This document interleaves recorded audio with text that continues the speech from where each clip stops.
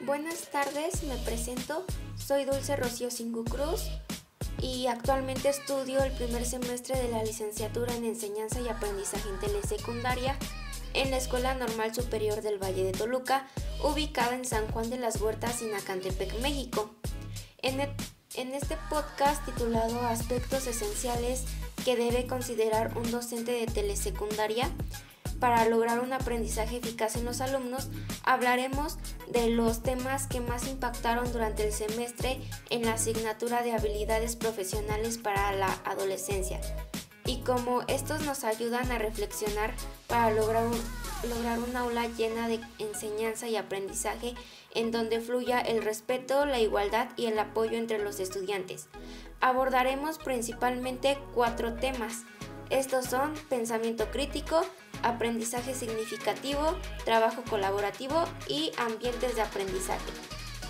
Iniciando por el pensamiento crítico, debemos conocer qué es y este se refiere a la capacidad de analizar o evaluar un razonamiento para llegar a una conclusión, ya que los alumnos aprenden mejor cuando se detienen a reflexionar.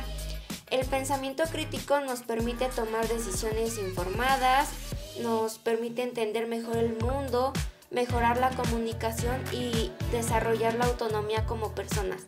Pero el pensamiento crítico siempre va a requerir de un análisis. Este es dividir algo complejo en partes más simples para conocer su composición.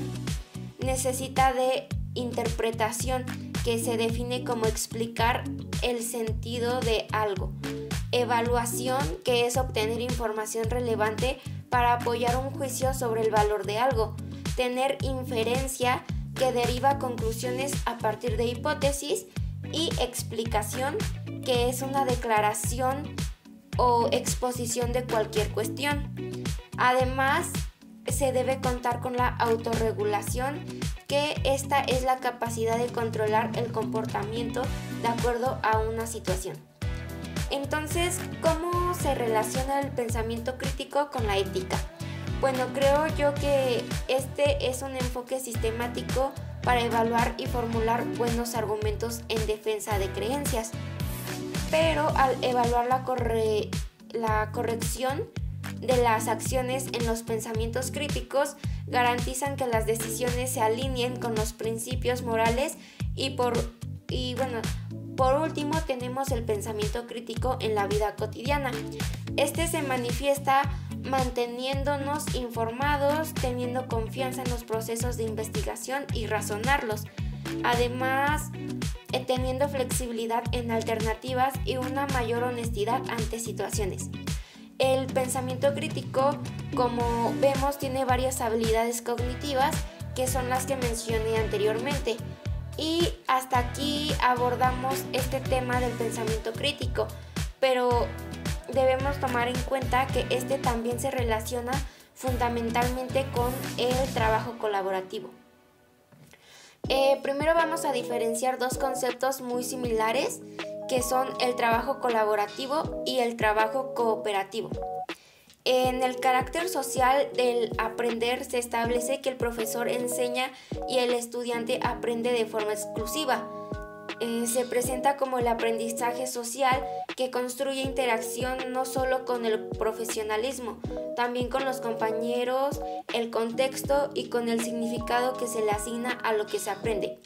Aquí vamos a mencionar a Piaget, que él nos dice que el aprendizaje consiste en la generación de estructuras cognitivas que se crean a través de los procesos de asimilación e incorporación de datos, dando al profesor información previamente organizada. Es decir, la información no es transmitida del docente al estudiante, sino que cada persona construye su conocimiento conforme lo asimila. El estudiante se podría decir que aprende de forma eficaz cuando hace un contexto de colaboración e intercambio social, y de ahí el docente tiene el papel de atender, promover y crear un espacio apropiado para la construcción del conocimiento. Ahora aquí vamos a abordar otro concepto, que es la zona de desarrollo próximo. Según Vygotsky, la define a esta zona como la distancia entre el nivel real de desarrollo y el nivel de desarrollo potencial. Es decir, la zona de desarrollo próximo se define como aquella en la que el estudiante es capaz de realizar una actividad por sí mismo, pero puede hacerla con ayuda de otra persona más competente. Vygotsky define que el trabajo colaborativo es necesario para un mejor desarrollo cognitivo. La zona de desarrollo próximo sigue al aprendizaje y este se produce en situaciones sociales significativas en las que se producen procesos de mediación. Un ejemplo de la zona de desarrollo próximo es cuando un niño pequeño no sabe amarrarse las agujetas o está aprendiendo a amarrarse las agujetas de los tenis y entonces no puede hacerlo por sí mismo porque aún está aprendiendo. Esta es la zona de desarrollo próximo. Sin embargo, más adelante va a aprender a hacerlo por sí solo. Actualmente se presenta el aprendizaje como un proceso social que se construye en la interacción con el profesor, el alumno, el contexto y con el significado que se le asigna a lo que se pretende. Aquí se considera al constructivismo social, que este sostiene que las personas activamente construyen su conocimiento mientras interactúan con su ambiente, y esta es la interacción social en el aprendizaje según la teoría de Vygotsky. Los beneficios del trabajo colaborativo en las aulas es que se da la construcción del conocimiento, es decir, el trabajo colaborativo permite a los estudiantes aprender más de lo que harían por sí solos, ya que interactúan con otras personas. Otro aspecto es la responsabilidad individual y compartida. Cada estudiante claramente tiene la responsabilidad de contribuir al logro de objetivos, lo que fomenta el compromiso, y mencionaremos también el desarrollo de habilidades en donde el trabajo colaborativo ayuda a desarrollar habilidades como la comunicación, la resolución de problemas y la creatividad. Ahora abordemos qué responsabilidades tienen los estudiantes de un grupo de trabajo colaborativo.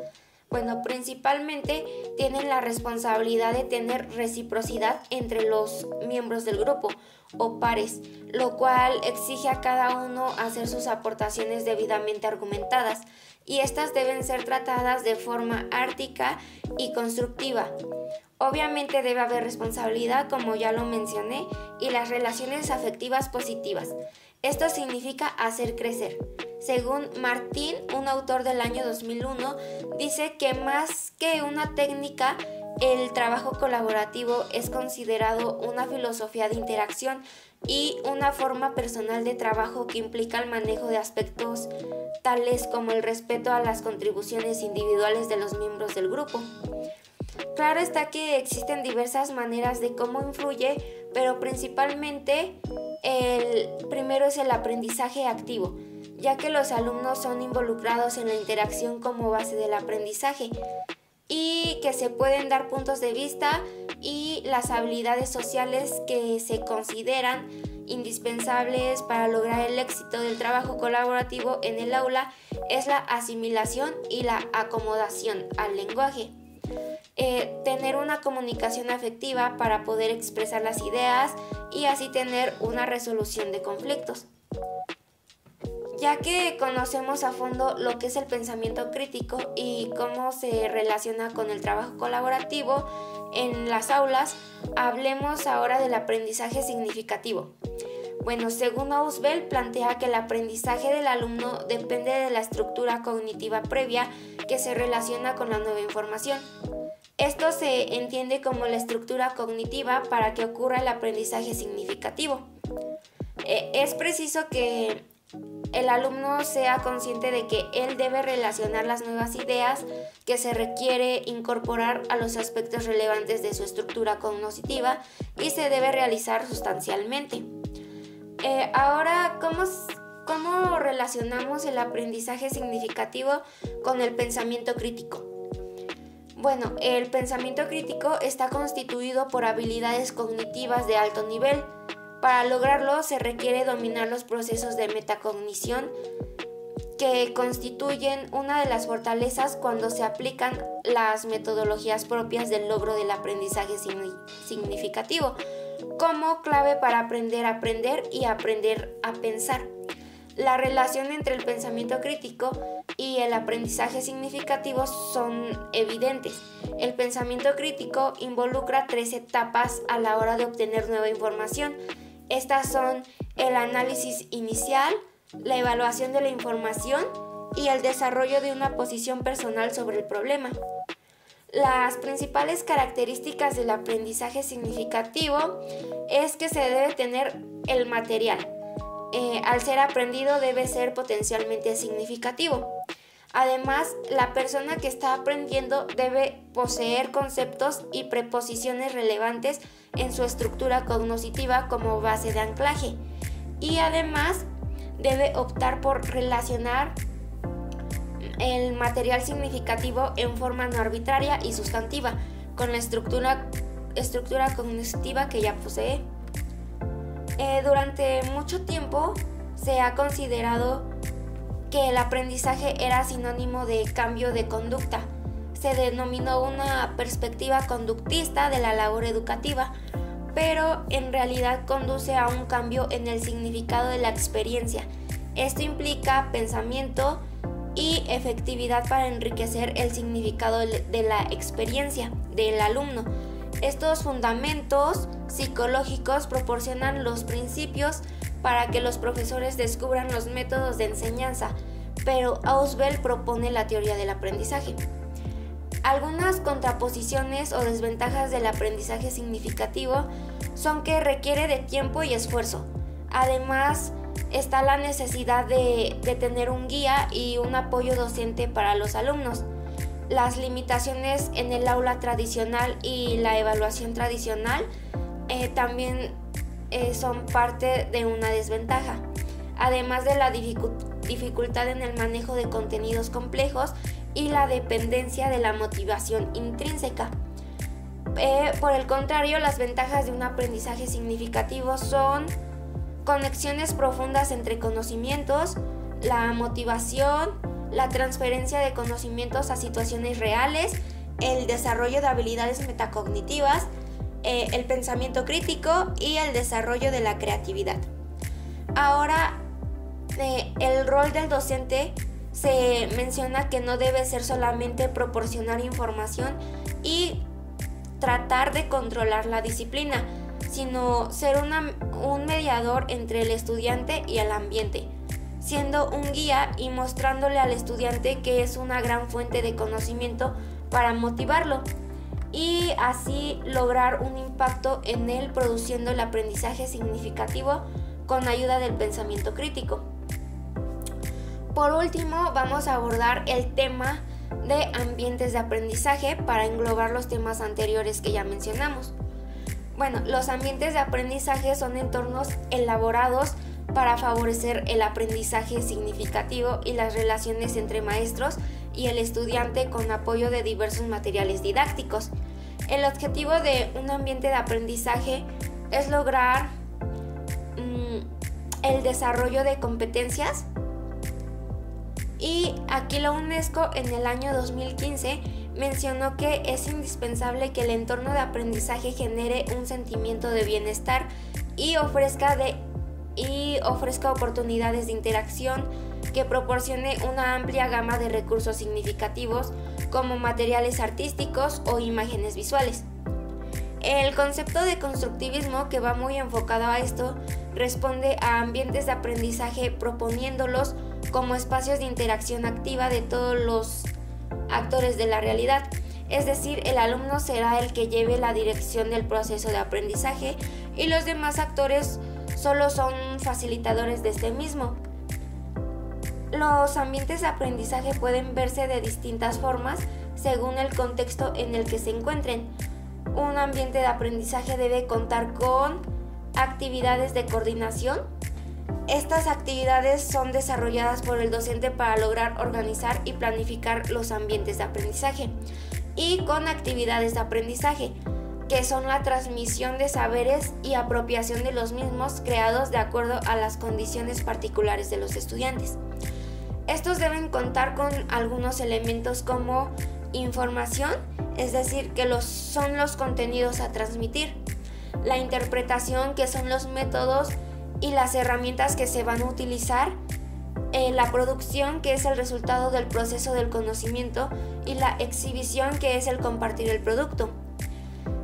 Algunas recomendaciones para lograr los ambientes de aprendizaje es que estos deben adaptarse a las condiciones a las que se encuentran envueltos, sin dejar de lado factores externos como los sociales o culturales, y además deben ser variables que implican dinamismo desde su creación para así mantener la creación y atracción de sus actores. Los ambientes de aprendizaje también cuentan con dimensiones. Está la dimensión física, que es todo aquel elemento material que permite construir y alimentar, además de organizar el ambiente. La dimensión funcional, que se refiere a la manera de utilizar los espacios y son todas aquellas actividades que se llevan a cabo en cierto espacio. Tenemos la dimensión temporal, que es la organización del tiempo y los momentos de utilización del espacio, y estos suelen ser los protagonistas de dicha dimensión. Y por último, la dimensión relacional. Esta abarca las dimensiones anteriores, pero hace referencia a las relaciones que se crean en los ambientes de aprendizaje en el aula, partiendo de la organización del ambiente de aprendizaje y la participación activa de los actores. Los ambientes de aprendizaje se clasifican en ambientes físicos, que como su nombre lo indica, son entornos físicos en los que se dan los procesos de aprendizaje. Generalmente son las aulas, pero también pueden llegar a ser la casa de los estudiantes, los patios, y estos están diseñados para que los maestros y estudiantes se sientan cómodos e interactúen fácilmente en ellos por un tiempo. Ambientes virtuales.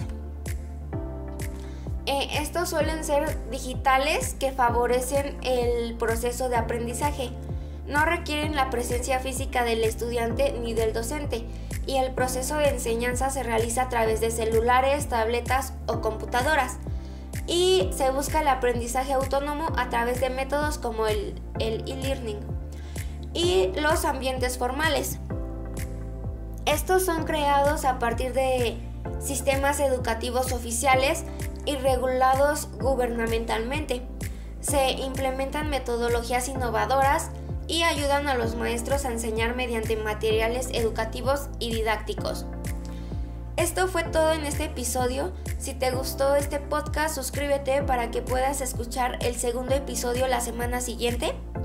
No olvides dejar tus comentarios si crees que nos faltó un punto por tratar o simplemente quieres dar tu opinión.